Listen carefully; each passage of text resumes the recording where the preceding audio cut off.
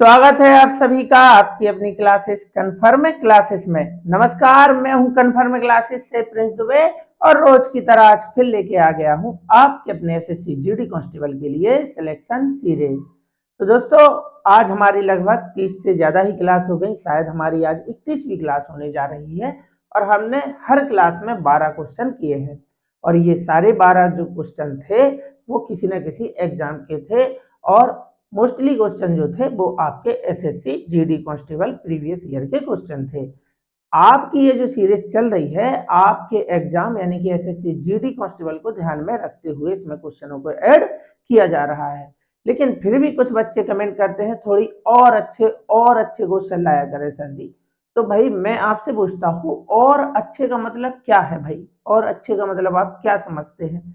तो भाई जो आपका एग्जाम है उस लेवल के आपको इसमें क्वेश्चन मिल रहे हैं और जितना बेहतर हो पाएगा वो सारी चीजें आप तक पहुंचाने का मेरा प्रयास रहेगा।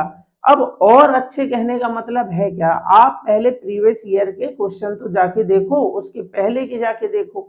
तो जो आप एग्जाम दे रहे हैं सबसे पहले आपको ना उसके प्रीवियस ईयर पेपर देखने होते हैं कि आपके पेपर का जो लेवल है वह कहाँ तक है। तो उसमें आए हुए सारे लेवल मैं इसमें लेके आ रहा हूँ। किसी बच्चे ने कमेंट किया था सर दिल्ली पुलिस के क्वेश्चन लेके आइए। दिल्ली पुलिस के पेपर देखे, उसमें बहुत से क्वेश्चन तो ऐसे हैं जिसमें पेन उठाने की आपको जरूरत ही नहीं पड़ेगी। इसमें उससे कई गुना ज्यादा लेवल के क्वेश्चन मैंने आपको कराए हैं। तो थोड़ा सा धैर्य रखिए और थोड़ा सा विश्वास रखिए कि आप तक जो क्वेश्चन पहुंचाए जा रहे हैं उनका लेवल आपके एग्जाम के हिसाब से बहुत बढ़िया है और जो भी आएगा आपको इस सीरीज में देखने को मिलेगा ही मिलेगा, है ना। तो चलिए फिर, आपको किसी भी प्रकार का संदेह नहीं रखना है। सीरीज में सारे क्वेश्चन बेहतरीन तरीके के हैं और जो भी एक्सपेक्टेड क्वेश्चन है वो मैं इसमें ऐड कर ही रहा हूँ। तो जो भी नया आने वाला है वो भी आपको इसमें मिल जाएगा। चलिए तो देखते हैं कि आज का पहला क्वेश्चन क्या है। ये रहा आज का हमारा पहला क्वेश्चन, आपके जीडी का ही है, 2025 में आया हुआ है। तो हमसे पूछा है, देखो एलसीएम पूछा है इसका, यानी कि जब घात वाली कोई संख्या आ जाती है, किसी के गुणनखंड लिखे हैं ये, तो गुणनखंडों में भी एलसीएम और एचसीएफ हमसे पूछ सकता है, जो कि बहुत आसान होता है। इस तरीके से कभी भी आपसे एलसीएम पूछे तो ये आपको देख लेना है कि यहाँ तक ये देखो कॉमा लगा है, ये 3 अलग अलग टर्म्स है ना। तो इसमें आपसे जैसे पूछा है उसने एलसीएम, तो आपको हर संख्या, जैसे इसमें भी 2 है 2 है 2 है, तो 2 में सबसे बड़ी पावर किसकी है सिर्फ वही आपको लिख लेना है, वो आपका एलसीएम होगा। तो एक एक संख्या का देखते हैं हम, जैसे 2 है, यहाँ 2 है, क्या वहां है 2? नहीं है, कोई दिक्कत नहीं। तो 2 के ऊपर 3 की घात, 2 के ऊपर 2 की घात, तो सबसे बड़ी घात आपको जब भी आपसे क्या पूछे एलसीएम, तो इनमें सबसे बड़ी पावर जो आपको दिख रही है बस वही आपको उठाना है। जैसे यहाँ से हम लेंगे 2 के ऊपर 3 की घात, तो इस 2 के ऊपर 2 की घात को लेने की जरूरत नहीं है, सिर्फ बड़ी बड़ी पावर आपको उठाना है। 9 के ऊपर 2 की घात है, वहां 9 के ऊपर 3 की घात है, तो आपको लेना है 9 के ऊपर 3 की घात। उसके बाद आ जाता है अपना 13, 13 पे कोई घात नहीं, मतलब 1 की घात है, यहाँ 2 की घात है, वहां भी 2 की घात है, तो आप लिख सकते हैं 13 के ऊपर 2 की घात।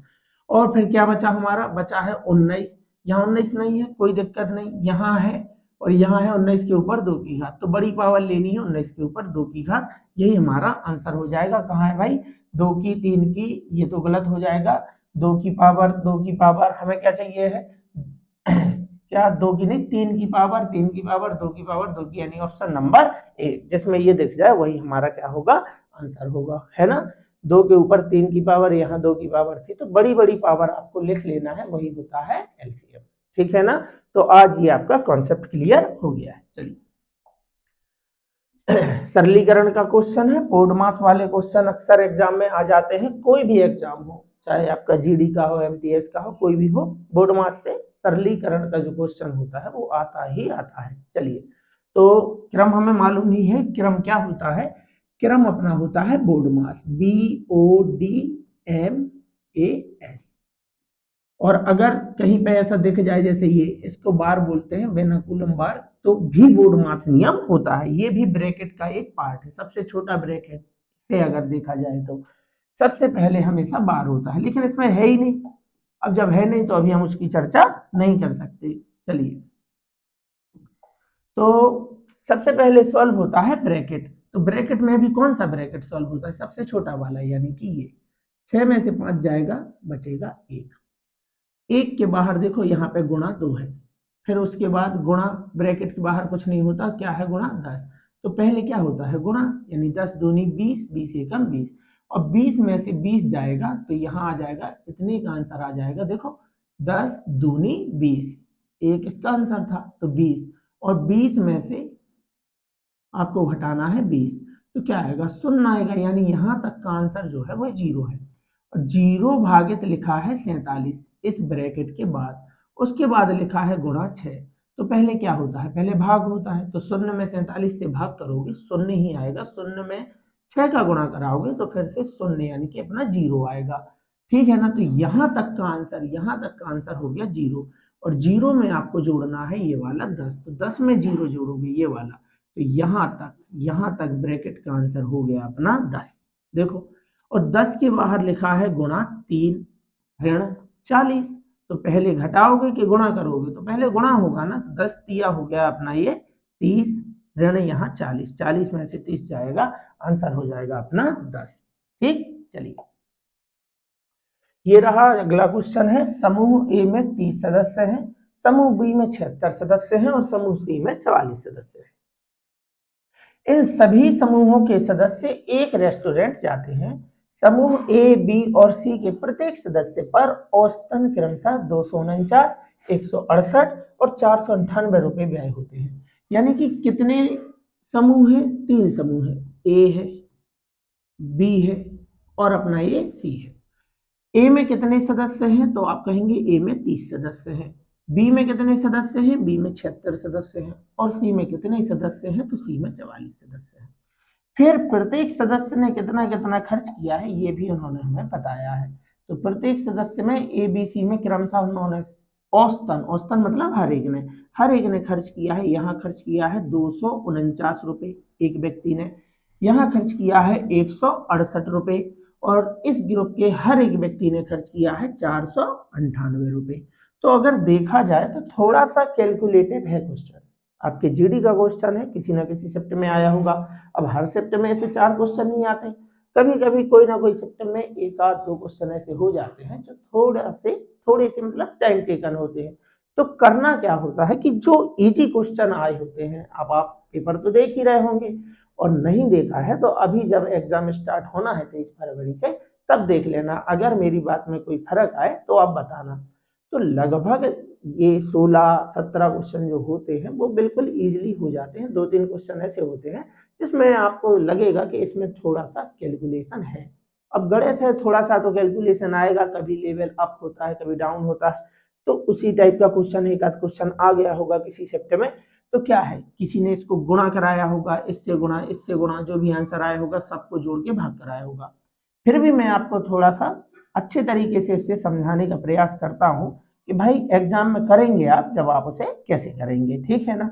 तो देखो भाई, हमें बताना है औसत। जब भी हमें औसत बताना होता है तो सबसे अच्छा कॉन्सेप्ट ये है, चाहे आप इन आंकड़ों का औसत निकालें या इनके अनुपात का, बात एक ही है। तो अगर ये कटते हैं तो आपको काट लेना है। जैसे ये 2 से जा रहा है, 2 से जा रहा है, देखो 15 बार, ये 2 से जा रहा है अपना ये 38 बार, और ये 2 से जा रहा है 2 दूनी 4, 2 दूनी 4 यानी कि 22 बार, तो कट गया। अब आगे और नहीं कट रहा है, कहाँ कट रहा है, तो भाई हमें इतने से तो कैलकुलेशन करना ही पड़ेगा, इनका औसत बताना पड़ेगा। दूसरी बात, अगर आपको यहाँ गुणा कराने को बोला जाए तो सबसे ज्यादा बार आपको कहाँ पहाड़ा पढ़ना पड़ रहा है, यानी कि यहाँ 38 के साथ, 168 गुणा 38 कराने में थोड़ा सा ज्यादा टाइम लग रहा है। तो आपको ऐसी संख्या सोचनी है जहां आपको कैलकुलेशन कम पड़े, है ना। यानी कि औसत हमें मन से मान लेना है कि इन सभी का औसत क्या है, तो इन्हीं में से कोई एक संख्या मान लो। जैसे मैंने देखा कि अगर मैं मान के चलो 200 मानता हूं, तो 200 से यहाँ ज्यादा है लेकिन यहाँ कम है, तो फिर मुझे गुणा कराने के बाद जोड़ना पड़ेगा, फिर घटाना पड़ेगा। तो मैं 2 काम क्यों करूं, मैं सिर्फ जोड़ना ही करूं जब मुझे जोड़ना ही है। तो मैं सबसे छोटी संख्या यानी कि 168 मैं औसत मानूंगा, इन सभी का औसत 168। अब होगा क्या उसका फायदा, ये 168 से ना कम है ना ज्यादा है, तो अंतर कितना है, शून्य, यानी कि 0 गुणा 38 कराने पे मुझे कोई परेशानी नहीं होगी, यहाँ 0 ही आएगा। अब मेरा बचा यहाँ ये इससे कितना ज्यादा है ये आपको मालूम ही होगा कि सभी का जब औसत निकालते हैं, मन से कोई औसत मान लो, एज्यूम कर लो, मान लो क्या है 168। 168 से फिर आपको इनकी तुलना करनी है, तो ये ना कम है ना ज्यादा, यानी यहाँ के गुणा भाग से आप बच गए। उसके बाद ये इससे कितना ज्यादा है, तो 168 से 32 तो यही हो गया, 49 ये हो गया, तो 32 और 40 72 और 9 81 है ना। इनका डिफरेंस मैंने लिखा, 9 में से 8 गया 1, 14 में से 6 गया 8, 1 में से गया कुछ नहीं, यानी 81 ज्यादा है। 81 ज्यादा है कितने आंकड़ों पर, 15 पर। 15 एकम 15 की 5 हाथ में आएगी, यहाँ पे 1, 15 अट्ठे 120 और 1 121, यानी कि 1215 ज्यादा। और उसके बाद यहाँ अगर देखें तो यहाँ कितना ज्यादा है, तो इसका अपन डिफरेंस निकाल लेंगे 168 और 498 का। 8 में से 8 जाएगा, यहाँ जाएगा अपना देखो 0 आ जाएगा। 9 में से 6 जाएगा, यहाँ आ जाएगा अपना देखो 3 आ जाएगा।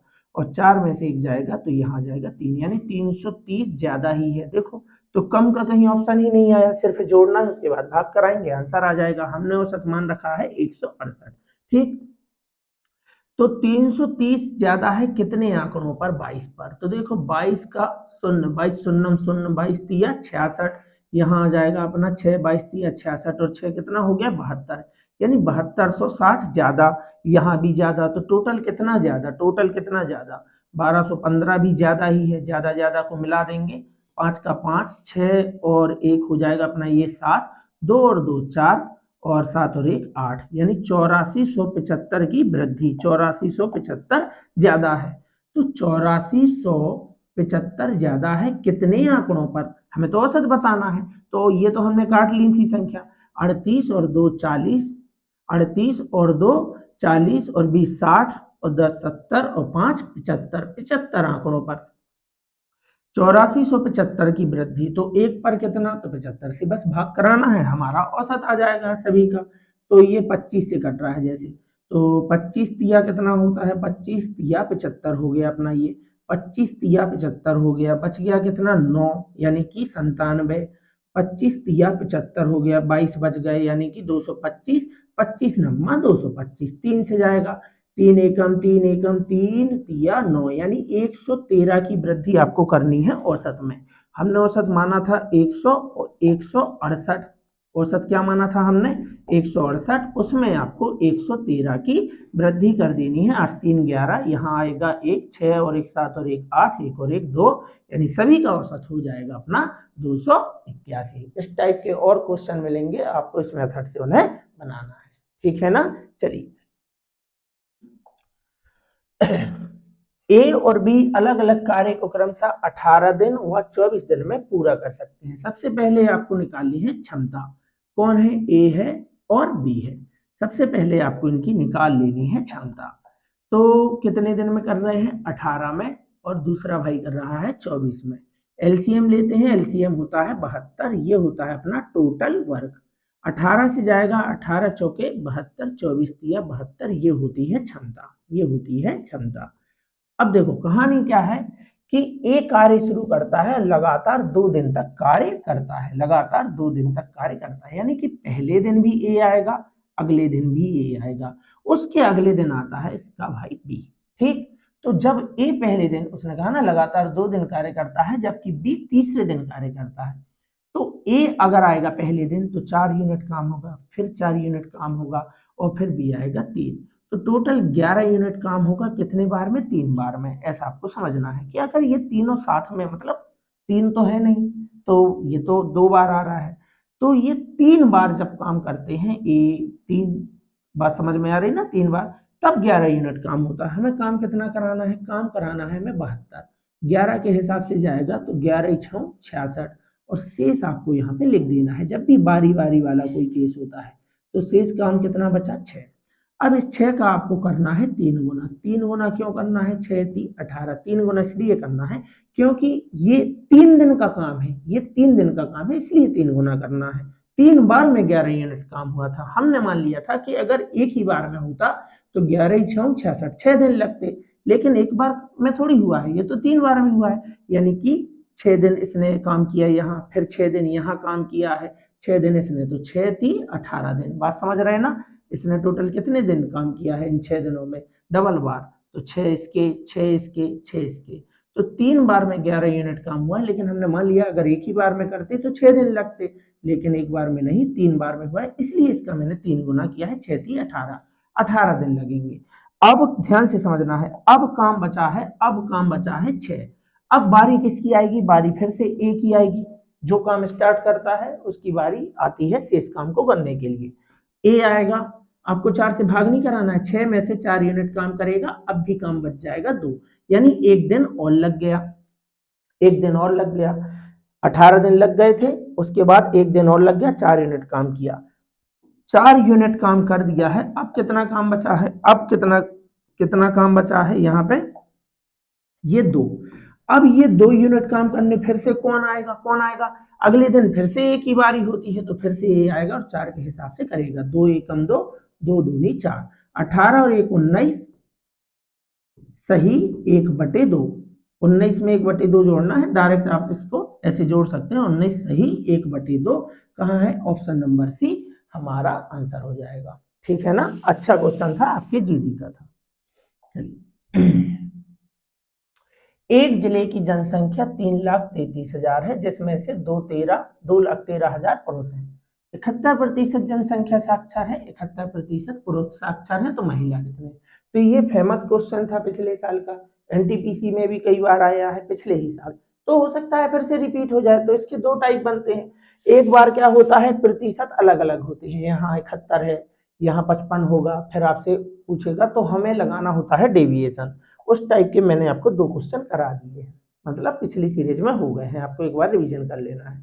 और मैंने वहां भी बताया था कि एक और टाइप होता है, वो टाइप क्या होता है कि जिसमें सभी जगह प्रतिशत क्या होते हैं, समान, 71% जनसंख्या साक्षर है, अब 71% पुरुष साक्षर हैं, तो महिला भी कितनी साक्षर होंगी, 71 ही होंगी ना, हमें इस संख्या से मतलब होगा ना इससे मतलब होगा, यानी कि अगर सब जगह प्रतिशत समान है तो महिलाओं का प्रतिशत भी वही होगा। जैसे आपके हर विषय में अगर 70 नंबर आते थे जब आप 10th में थे जैसे, तो आपके परसेंटेज भी कितने थे, 70 ही थे।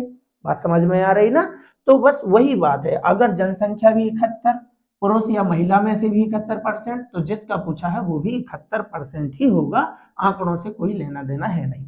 लेकिन अगर प्रतिशत अलग अलग है तो उसका सॉल्यूशन भी मैंने पिछली क्लासेस में कराया है, तो जाके आपको देख लेना है। चलिए,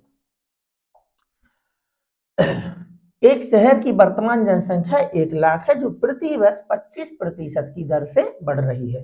3 वर्ष पहले और 2 वर्ष पहले की जनसंख्या में क्या अंतर होगा, तो ऐसा क्वेश्चन एक और हमने किया था, है ना, तो आप भूल ना जाएं, आपकी प्रैक्टिस अच्छी बनी रहे, इसलिए एक और मैंने आपके बीच में लाके दे दिया है। चलिए, तो सबसे पहले आपको उठानी है दर, सबसे पहले उठानी है आपको दर, 25% का मतलब होता है 1/4, यानी 4 से जनसंख्या 1 बढ़ के हो गई है 5। तो यही बात आपको कितने साल का बोला है हमसे, 3 साल का, तो 4 से 5 होगी जनसंख्या, 4 से 5 होगी जनसंख्या, 4 से 5 होगी, और ये बात हो रही है क्रमागत, इसलिए आपको इस तरीके से लिखना है और सीधा सीधा गुणा करा देना है। ये है 64, 5 से 3 बार गुणा कराओगे आएगा 125। क्या मतलब हुआ इसका, ये है अपनी पहले और ये है बाद, इस तरीके से आपको लिखना है। 4 से जनसंख्या 1 बढ़ के कितनी होगी, 5, यानी जनसंख्या थी 64, अब जनसंख्या हो गई है 125। हमसे पूछा है पहले का, मतलब ये हमारा वर्तमान हुआ, पहले तो क्योंकि ये है तो ये हमारा आज के लिए वर्तमान है, पहले का पूछा।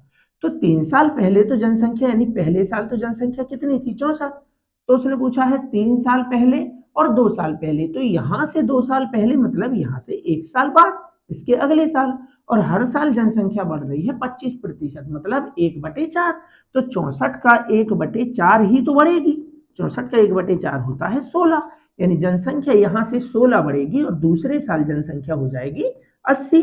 बिल्कुल पिछले क्वेश्चन का डाटा है इसमें, यानी जनसंख्या पहले साल 64 थी, दूसरे साल 80 हो गई, तो पहले साल और दूसरे साल का अंतर कितना हुआ, 16 ही तो हुआ। उनके हिसाब से वर्तमान जनसंख्या दी है, कितनी दी है, 1 लाख, 1 लाख।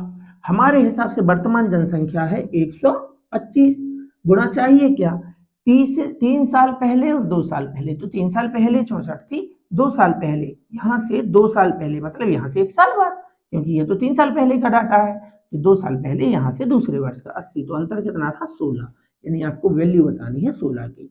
125 से जाएगा 8 बार 1000, 2 शून्य का 2 शून्य, 16 अट्ठे आपको करना है, 16 अट्ठे 128 हो जाएगा, 12,800 आपका आंसर हो जाएगा, है ना। तो इस टाइप का हम पहले भी क्वेश्चन कर चुके हैं। चलिए 12, 15, 18, 20 और 25 किसी न्यूनतम संख्या x को विभाजित करते हैं, तो प्रत्येक स्थिति में शेषफल क्या होता है, 3 होता है। तो लेकिन x मतलब हमसे देखो पूछा है, लेकिन जो x है वह 7 से विभाज्य है। तो क्या है कहानी, हम ऐसा क्वेश्चन पहले कर चुके हैं, देखो तो फिर से रिपीट हुआ है। तो यानी कि 12, 15, 80, 20 और 25 किसी न्यूनतम संख्या x को विभाजित करते हैं। इनको विभाजित कर, इनसे जो विभाजित होती है संख्या वो इनका एलसीएम है, वो इनका एलसीएम है। और उसने हमें बताया है तो प्रत्येक स्थिति में शेषफल क्या बचता है, 3 बचता है। तो ऐसी एक संख्या है, इनसे जो क्या होती है, विभाजित हो जाती है, विभाजित हो जाती है, और विभाजित होने के बाद मतलब भाग देने के बाद शेषफल 3 बचता है। ये इन्हें कहानी बता दी, लेकिन इन्होंने एक साथ में ये बात बता दी कि ये जो संख्या है वो किससे विभाजित है, 7 से। तो आपको इस कहानी से कोई लेना देना नहीं है, हमारा आंसर वो होगा जो 7 से कटेगा। तो क्या ये 7 से कटता है, 7 पन्ना 35 बच जाएगा, 4 7 के पहाड़े में 40 आता है, नहीं आता है। 7 एकम 7 बच गया, 2 हो गया 23, 7 21 बचा 2 यानी 20, तो क्या 20 आता है, नहीं आता है। 7 एकम 7 बच गया कितना, यहाँ पे 2 बच गया यानी 20, 7 दूनी 14 बच गया 6, 7 नाम 63, ये कटता है। 7 चौके 28 बच गया 2, 29 के 7 के पहाड़े में 29 आता है, नहीं आता है। तो यही हमारा आंसर है 903। कई बार बच्चे क्या होते हैं, ऐसा नहीं है कि मैं ये बोल रहा हूँ कि ये क्वेश्चन बहुत कठिन था मैंने इसे करा दिया, नहीं क्वेश्चन इजी था, लेकिन जब अचानक से इस टाइप का कोई क्वेश्चन एग्जाम में आता है तो कई बच्चे घबरा जाते हैं और गलत तरीके से करने लगते हैं, जिसकी वजह से उनका टाइम फालतू में खर्च हो जाता है। तो उन तक पहुंचाना मेरा काम है, ये वाला क्वेश्चन, ठीक है ना। चलिए, तो आपको कमेंट बॉक्स में बता देना है कितने क्वेश्चन आपने किए हैं और क्या कैसा रहा अभी तक, आपका स्कोर आपको बता देना है, और वीडियो को लाइक कर देना है, शेयर कर देना है। चलिए, तो देखो काफी अच्छा तरीका बताने वाला हूं मैं इस क्वेश्चन का आपके लिए, आपको 101% पसंद आएगा, आप कहेंगे हाँ सर बहुत अच्छा लगा है। तो अगर आपको ये तरीका पसंद आता है तो इसके लिए तो आपको कमेंट करना ही करना है कि हाँ सर बहुत बढ़िया आज आपने कॉन्सेप्ट सिखाया, मुश्किल से 2 सेकंड में आप इसका आंसर दे पाओगे, ठीक है ना। तो देखो, दो त्रिभुजों के क्षेत्रफल का अनुपात दिया है 4:3, उनकी ऊंचाई का अनुपात दिया है। तो जिस त्रिभुज में ऊंचाई होती है, पहले आप समझ लो, जिस त्रिभुज में ऊंचाई होती है उसका जो क्षेत्रफल होता है वो होता है 1/2 आधार गुना ऊंचाई, यानी कि जिसमें ऊंचाई दी है वो आपका समकोण त्रिभुज हो सकता है ना। और अपना जो समद्विबाहु त्रिभुज होता है उसका फार्मूला भी वही होता है, क्योंकि ऊंचाई तो उसमें भी होती है। तो जिसमें भी ऊंचाई दी है और क्षेत्रफल दिया है, तो अब बचा क्या, आधार। जिसमें ऊंचाई दी है उसका फार्मूला होता है, उस त्रिभुज का फार्मूला होता है 1/2 गुणा आधार गुणा ऊंचाई, है ना, तब आता है क्षेत्रफल। तो कभी भी आपको ऐसे त्रिभुजों का क्षेत्रफल दिया हो जिनमें क्या है, ऊंचाई, यानी कि समकोण त्रिभुज हो सकता है, समद्विबाहु त्रिभुज हो सकता है। तो ये तो हो गया अपना किसका अनुपात, क्षेत्रफल का। क्या अनुपात दिया है, 4:3। उसके बाद हमें दिया है किसका, ऊंचाई का अनुपात। किसका अनुपात दिया है, ऊंचाई का। कितना दिया है, 3:4। तो आपसे क्या पूछा है, रहता क्या क्या है क्षेत्रफल में, पहले अच्छे से कॉन्सेप्ट समझ लो, कोई जल्दबाजी नहीं है। तो 1/2 गुणित आधार गुणा ऊंचाई, और ये किस किस में होता है, तो ये अपना समकोण त्रिभुज होता है ना, उसमें होता है। इसको बोलते हैं आधार, इसको बोलते हैं ऊंचाई। और ये समद्विबाहु त्रिभुज में भी पॉसिबल है, क्योंकि यहाँ ये होती है ऊंचाई, तो यहाँ 90 डिग्री बनता ही है, तो उसमें भी हम बोलते हैं 1/2 आधार गुणा ऊंचाई, ठीक है ना। ये इसका आधार हो जाता है, ये ऊंचाई हो जाती है। तो ये दो जगह कॉन्सेप्ट अपना चल सकता है। तो जब भी इस तरीके का क्षेत्रफल दिया हो जिसमें आधार और ऊंचाई है, तो वो क्षेत्रफल बता के आपको ऊंचाई बताएगा, तो आधार पूछेगा, या आधार बता देगा, क्षेत्रफल बता देगा, तो ऊंचाई का अनुपात पूछेगा। और आपको बिल्कुल नहीं डरना है, आप देखते ही बता सकते हैं सर, देखते ही कैसे बताएंगे, इस तरीके से लिखना और इसका त्रियक गुणा कर देना, 4 चौके 16 और 3 तिया 9। अगर ये आपस में कटता है तो ठीक है, नहीं तो यही हमारा आंसर होगा। बात समझ रहे हैं ना, देखो देखते ही बता दिया ना। कब होगा ऐसा, अरे भाई ऐसे त्रिभुज जिनमें क्या होती है, ऊंचाई। तो क्षेत्रफल का अनुपात बता सकता है, ऊंचाई का अनुपात बता सकता है। तो आपसे क्या पूछेगा? आधार। ये देखो आधारों का अनुपात आ गया उनका क्रमशः। कैसे करना है? इसको पकड़ा, इसके सामने वाले से तिर्यक में गुणा करा दो, 4 चौके 16। यहां मत लिख देना, लिखना यही है 4 चौके 16, 3 तिया 9 आ गया। अब जैसे मान के चलो क्षेत्रफल दिया है, कितना है? 4:3, और उसने ऊंचाई ना बता के आपको बता दिया, क्या बता दिया आपको? आधार बता दिया। आधार का अनुपात क्या आ गया है? 16 और 9 आ गया है ना, 16 और 9। तो क्या पूछेगा आपसे? क्या पूछेगा आपसे? ऊंचाई पूछेगा। कैसे बताओगे? ऊंचाई का अनुपात हमारे पास है 3:4, लेकिन हम क्रॉस चेक कर रहे हैं इसको, देखो क्रॉस चेक कर रहे हैं। तो आप कैसे बताओगे भाई? गुणा कराएंगे ना, 4 ना 36, 3 से 16 बार, 16 3 48, कटता है तो काटो, देखो 12 तिया 36, 12 चौके 48। तो क्या ऊंचाई का अनुपात 3:4 है? आप कहेंगे बिल्कुल सही बात है सर, 3:4 है। तो देखो कॉन्सेप्ट बन गया। क्षेत्रफल का अनुपात दिया है, ऊंचाई का दिया है, देखते ही बताएंगे आधार का अनुपात है ना, आधार की लंबाई का अनुपात जो भी होगा। और अगर क्षेत्रफल दिया है, आधार दिया है, तो देखते ही बता देंगे क्या? ऊंचाई का अनुपात। नोट कर लो, अलग से रजिस्टर में लिख लो, अच्छा कॉन्सेप्ट है, ठीक है ना। चलिए 42 सेंटीमीटर त्रिज्या वाले, ये लो भाई एक्सपेक्टेड क्वेश्चन है ये, लेकिन ये क्वेश्चन आया था आपकी दिल्ली पुलिस अभी बिल्कुल 2026 का क्वेश्चन है। कब आया था? 2026 में ही आया है। कहाँ आया है? दिल्ली पुलिस कांस्टेबल में आया है, ठीक है ना। चलिए 42 सेंटीमीटर त्रिज्या वाले एक पहिए द्वारा 2 चक्करों में तय की गई दूरी क्या है?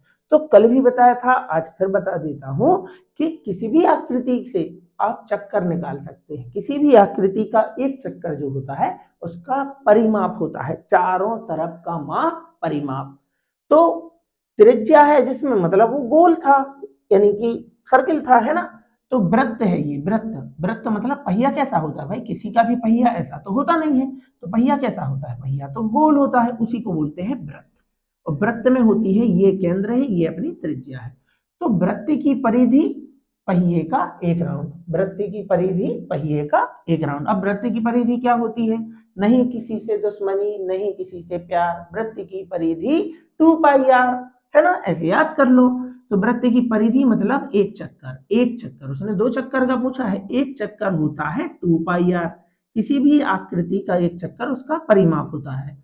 तो पहिया मतलब वृत्त, तो वृत्त का एक चक्कर 2πr। हमें कितने चक्कर चाहिए है? 2, यही 2 गुणा करा दो। तो 2 पाई का मान होता है 22/7। त्रिज्या होती, त्रिज्या मतलब दी है, कितनी दी है? 42, गुणा कराएंगे 2, 7 एकम 7 छूं 42। सिर्फ आपको क्या कराना है? गुणा कराना है। 22 दूनी 44, 44 दूनी हो गया अपना कितना? 88, और 88 गुणा ये देखो 6 रह गया है, 6 8 48। तो कहाँ है भाई? 6 8 48, लास्ट में 8 चाहिए, यही हमारा आंसर है। यूनिट डिजिट से ही कर लेते आप। 2 दूनी 4, 4 6 24 की 4 दूनी 8, लास्ट में 8 चाहिए, एक ही ऑप्शन में है ना। बाकी गुणा कराना चाहें तो कर सकते हैं, 6 8 48, 4 6 48 4 52, और ये सेंटीमीटर में था तो ये भी सेंटीमीटर में होगा, ठीक। चलिए दिल्ली पुलिस का क्वेश्चन है, ये भी दिल्ली पुलिस का है, ठीक। चलिए ए और बी की आय का अनुपात 3:5 है और उनके व्यय का अनुपात कितना है? 4:7 है। कौन कौन है भाई? अपना भाई ए है और बी है। हमें उनकी आय का अनुपात दे रखा है, कितना है उनकी आय का अनुपात? उनकी आय का अनुपात है 3:5, 3:5। और उनके व्यय का अनुपात, उनके व्यय का अनुपात कितना दे रखा है? तो व्यय का अनुपात हो गया अपना 4:7, 4:7। और फिर उन्होंने हमें इनकी क्या बता दी है? बचत। आय में से, आय के बाद अपन ने जो खर्च कर लिया, अब जो बचता है वही तो अपनी बचत होती है। बचत है दोनों की अलग अलग। अब अलग अलग बचत है तो उसका कॉन्सेप्ट अलग था, अलग था, हमने पहले भी सीखा है। यहाँ आ जाएगा 26,000, ये हमने लिख दी इनकी बचत, लिख दी ना, ठीक है। अगर ये बचत समान होती तो क्वेश्चन देखते ही हो जाता, सिर्फ हमें अंतर समान करने थे, लेकिन अलग अलग है, कोई बात नहीं, हमें निकाली है इनकी आय। उसने हमसे पूछा तो है उनके खर्चे में क्या अंतर होगा। तो देखो एक्स वाई मानकर करने से अच्छा है जो मैं आपको तरीका सिखा रहा हूँ वो सीख लो। और अगर आपको आय व्यय का कॉन्सेप्ट सीखना है तो आप चैनल पर जाके देखो, उसमें ना ये वाला कॉन्सेप्ट जो है अनुपात में मैंने करा रखा है और अच्छे तरीके से, तो आप जाके देख सकते हैं, आपका एक रिवीजन हो जाएगा, कॉन्सेप्ट क्लियर हो जाएगा। तो कैसे करते हैं, देखो यहाँ इस बीच वाले नंबर को पकड़ते हैं और इस तरीके से मार्क करते हैं। 4 पंचे हो गया 20, यहाँ 20 लिख दो, इसका गुणा इसके साथ और इसका गुणा आपको इसके साथ करना है। 26 चौके होता है 104, 3 शून्य का 3 शून्य यानी 1,04,000।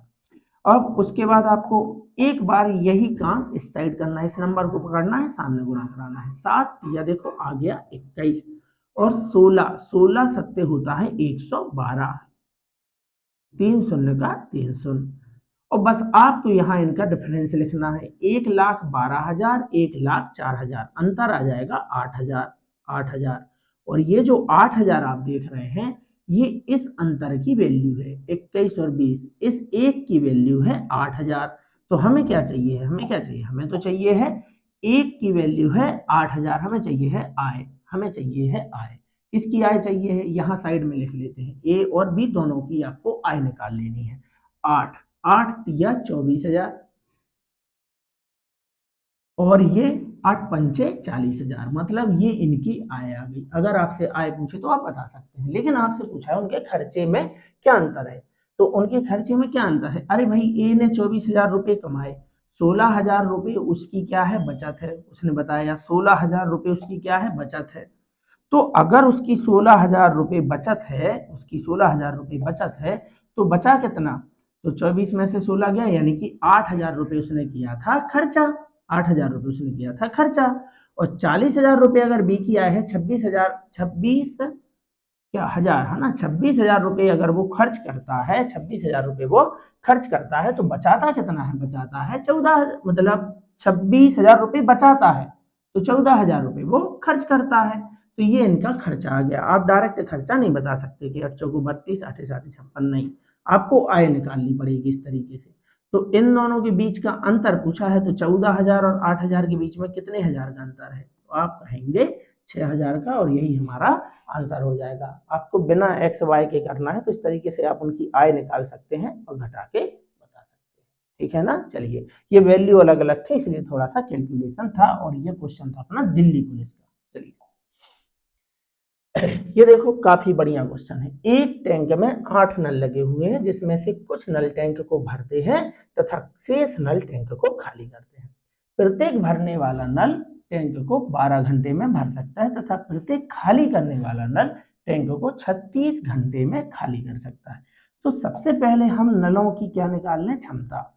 हमारे पास दो प्रकार के नल हैं, दो प्रकार के नल हैं, एक तो है अपना नल भरने वाला और एक नल है खाली करने वाला, ठीक है ना। पहले हम इनकी क्षमता निकाल लें। तो क्वेश्चन में दिया है कि प्रत्येक भरने वाला जो नल है वो 12 घंटे में टैंक को भर सकता है, और जो खाली करने वाला नल है वो है 36 घंटे में टैंक को खाली कर सकता है। एलसीएम लेंगे, एलसीएम लेंगे 36, यानी कि ये टंकी की टोटल कैपेसिटी है।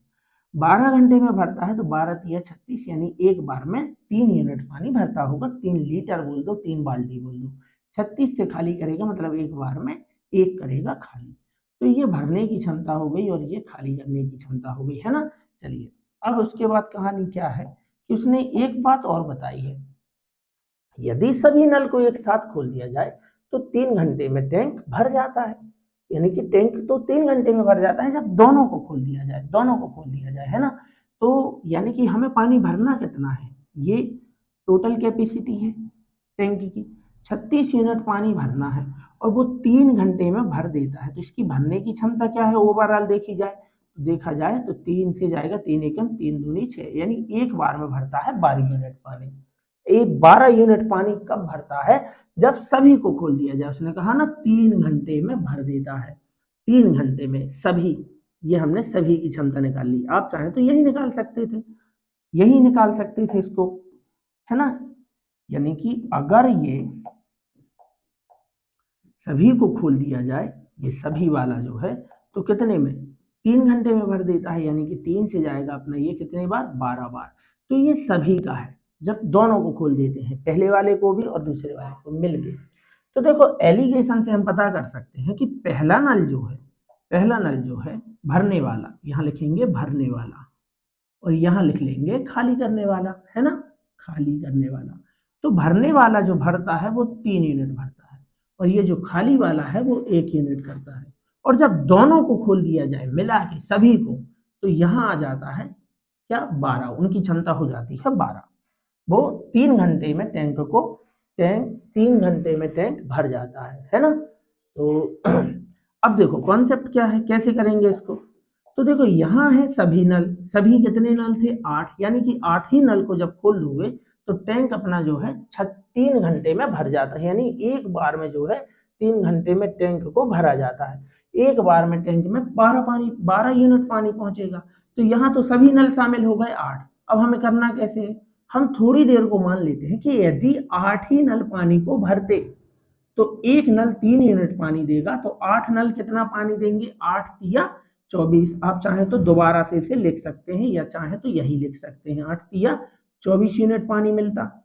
अगर एक नल की क्षमता ही है तो एक नल 3 यूनिट पानी देता है, अगर सभी भर रहे होते तो 8 तिया 24। ठीक ऐसे ही अगर सभी नल खाली कर रहे होते तो एक बार में 8 एकम 8 यूनिट पानी क्या हो जाता, 8 यूनिट पानी क्या हो जाता खाली। सभी का ऐसा क्यों कर दिया सर आपने, अरे भाई यहाँ भी तो सभी नल शामिल हैं इसलिए ऐसा कर दिया, और उसके बाद हम लगा लेते बढ़िया से एलिगेशन लगा देते। तो 12 और -8 का अंतर निकालोगे तो आ जाएगा अपना यहाँ पे 20। देखो 20 कैसे, बड़ी संख्या से छोटी संख्या घटाते हैं। तो 12 में से घटाना है, क्या घटाना है, -8 घटाना है। तो 12 देखो ऋण ऋण से क्या हुआ, धन हुआ ना 8। तो 12 और -8 का अंतर होता है 20। और 24 और 12 का अंतर यहाँ पे लिखोगे तो देखो 12 आएगा, कटता है काट दो, 4 पंचे 20, 4 दिया 12, यानी कि 5:3 है नलों की संख्या। ये नल की संख्या का अनुपात। भरने वाले नल है 5, खाली करने वाले नल है 3, टोटल नल है 8।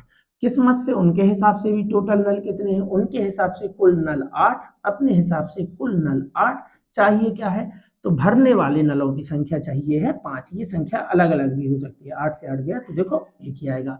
या डायरेक्ट आप बोलो 8 की वैल्यू 8 है तो 5 की वैल्यू 5 होगी, 3 की वैल्यू 3 होगी। ऐसा कौन करता है भाई, इसको सॉल्व थोड़ी करेंगे हम वहां पे, लेकिन मैंने आपको इसलिए समझाया कोई और संख्या आ जाए वहां पे। तो भरने वाले नलों की संख्या है 5, ठीक है ना। चलिए ए किसी काम को शुरू करता है तथा बी तथा 2 दिन बाद काम छोड़कर चला जाता है ना, और शेष काम को बी 9 दिन में पूरा करता है। यदि ए 3 दिन बाद काम छोड़कर जाता है, शेष काम को बी 6 दिन में पूरा करता है। वाह, ज्ञात कीजिए ए तथा बी अलग अलग काम को कितने दिनों में पूरा करेंगे। देखो कार्य समय का कितना बढ़िया क्वेश्चन है ना। तो एक्सपेक्टेड क्वेश्चन है, आ सकता है आपके एग्जाम में। चलिए, तो उसने बताया है कि जब ए काम शुरू करता है और 2 दिन बाद काम छोड़ देता है, यानी ए ने कितने दिन काम किया है, ए ने किया है 2 दिन तक काम किया है, ठीक है ना। उसके बाद चला गया तो 2 दिन का काम कर गया, यहाँ पे कौन कर गया है, अपना भाई ए कर गया है। और शेष काम को बी 9 दिन में करता है, और यानी इसी के साथ में बी करता है कितने दिन करता है बी, कितने दिन करता है बी, करता है 9 दिन तक, ठीक है ना, इतना काम। अब उसने कहा कि अगर यदि ए 3 दिन बाद काम छोड़ता तो काम तो इतना ही है, देखो काम तो इतना ही है ना। अगर बी जाता दूसरे तरीके से, कितने दिन, ए करता कितने दिन काम, 3 दिन, तो ये काम जो है बाकी का शेष काम को बी 6 दिन में करता है। तो बी करता कितने दिन में, 6 दिन में। ये क्वेश्चन में हमें दे रखा है, ये है कॉन्सेप्ट, इसको आपको करना है सॉल्व। तो देखो इसको आप सॉल्व कर लो। ए ने 2 दिन किया तो शेष काम 9 दिन में हुआ, यही काम, इसलिए मैंने देखो बराबर लगा दिया। ए जाता 3 दिन बाद तो ए गुणा 3, तो शेष काम और मतलब इसी के साथ में, इसलिए प्लस बी करता 6 दिन में। तो ये अपना देखो 2 ए हो गया है ना, ये अपना 9 बी हो गया, 3 ए हो गया और 6 बी हो गया। पक्षांतर आपको आता ही होगा, यानी कि 9 बी में से 6 बी गया तो देखो 3 बी बचा, बड़े में से छोटा घटाना है। 3 ए में से 2 ए गया तो यहाँ पे 1 ए बचा, है ना। तो बी और ए, बी 1 गुणा ए मतलब 1 ए मतलब 1 गुणा ए का पक्षांतर करोगे नीचे आएगा, सामने बचा है देखो 1, ये 3 गुणा बी लिखा है, 3 बी का मतलब है 3 गुणा बी, 3 का पक्षांतर करोगे नीचे जाएगा। ये देखो क्षमता आ गई, बी की क्षमता है 1, ए की क्षमता है 3। अब क्या पूछा है हमसे, ए तथा बी अलग अलग उस काम को, तो पहले काम तो निकाल लो, काम कितना है, तो भाई कहीं से भी निकाल लो, चाहे यहाँ से या यहाँ से। जैसे ए की क्षमता कितनी आई है, ए की वैल्यू आई है 3, बी की वैल्यू कितनी आई है 1, यहाँ से आपका निकल के आ जाएगा टोटल वर्क। कैसे निकालोगे, 3 दूनी 6, 9 एकम 9, तो टोटल वर्क आ गया 15। टोटल वर्क आ गया है, टोटल वर्क आ गया है भाई अपना 15। अब ये 15 काम हमें किससे कराना है, किससे कराना है, ए से। तो ए की क्षमता 3 है, 3 5 15, यानी ए करेगा 5 दिन में। और अगर यही काम हमें बी से कराना है तो काम कितना है 15, और बी की क्षमता है 1, तो 1 से कराओगे तो कितने दिन में करेगा, 15 ही दिन में करेगा। तो आंसर हो जाएगा 5 और 15। ठीक है ना। तो देखो अच्छा क्वेश्चन है, इसे आप जरूर सीखें, अपनी कॉपी में नोट डाउन करें। तो हो सकता है आने वाले एग्जाम में इस टाइप के क्वेश्चन भी आपको देखने को मिले। तो चलिए, अगर आपको पसंद आ रही है सीरीज तो वीडियो को ज्यादा से ज्यादा आपको शेयर भी करना है, ताकि आपके टीचर का भी कुछ ना कुछ भला हो सके। तो इसी तरीके से मेहनत करते रहिए, विश्वास रखिए, आने वाले एग्जाम में आपको सीरीज से ही क्वेश्चन देखने को मिलेंगे, ऐसा मेरा आपसे प्रॉमिस है। तो थोड़ा सा धैर्य और विश्वास बनाए रखिए, जरूर आपके धैर्य और विश्वास और मेहनत की जीत होगी, और आने वाले एग्जाम में आप अपनी सफलता का परचम लहराएंगे। तो चलिए फिर मिलते हैं किसी और अगली क्लास में, तब तक के लिए आप सभी का बहुत बहुत धन्यवाद।